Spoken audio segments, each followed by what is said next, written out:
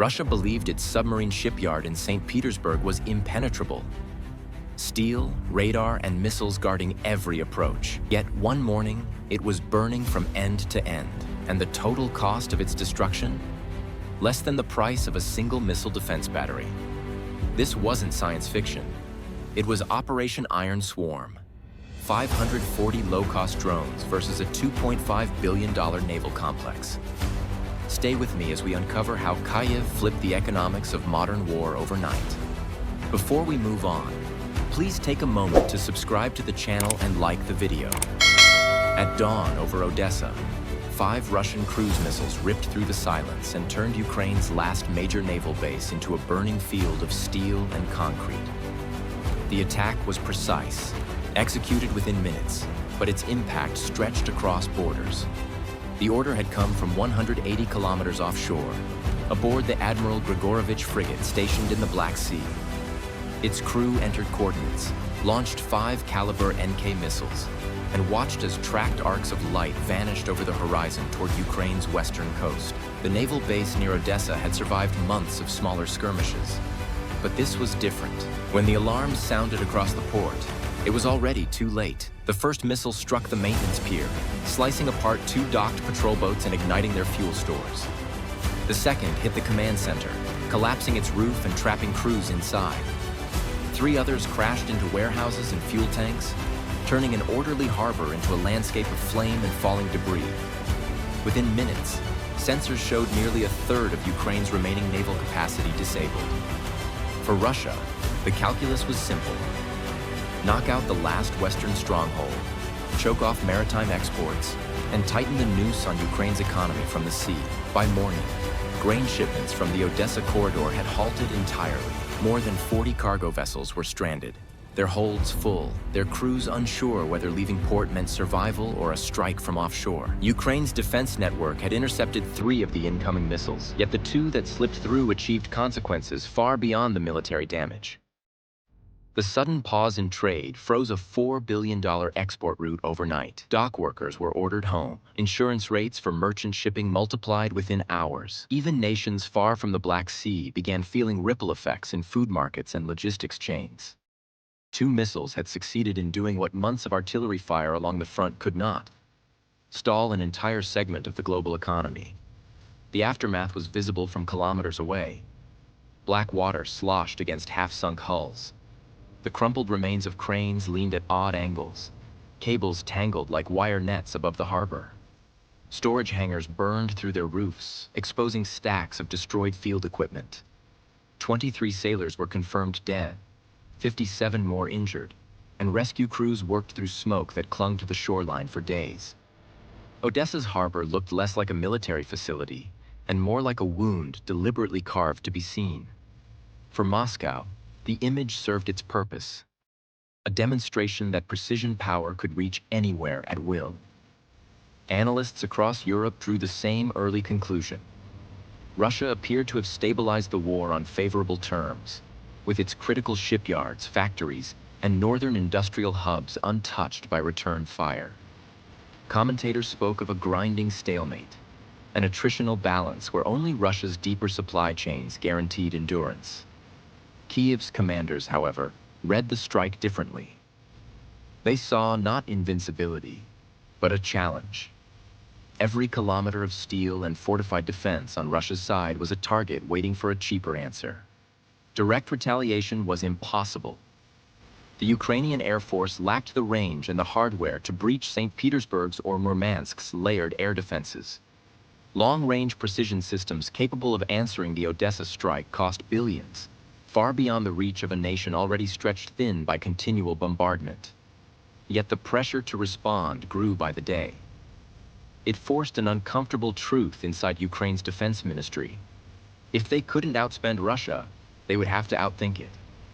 That night, a small circle of engineers and intelligence officers began drawing outlines on digital maps, focusing not on the front lines, but on places Russia assumed were unreachable.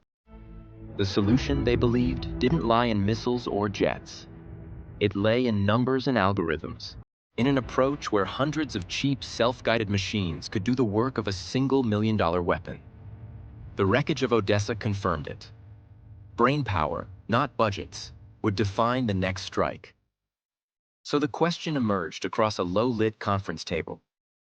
How do you bring down a fortress city using tools that fit in the back of a van? While Russia pointed its radars toward the skies of the south, Ukraine's engineers were quietly assembling an army too small to detect and too many to stop. They called it Operation Iron Swarm, a plan that existed only on encrypted hard drives and in late-night strategy calls. The project involved 540 drones dispersed across 3 regions, hidden in barns, garages, and abandoned factories far from the front. Each device looked simple, built from carbon frames and 3D printed parts. But every motor, blade, and antenna had a role in what planners described as a synchronized flood. Months of quiet preparation came down to a single target more than 1,000 kilometers away. The Severny Shipyard in St. Petersburg.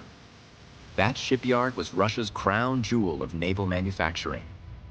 It produced the Yasen-M class nuclear attack submarine, a vessel that could circle the Arctic undetected for months. The facility stretched across the Neva River with 4 dry docks, underground assembly bays, and dozens of guarded gates.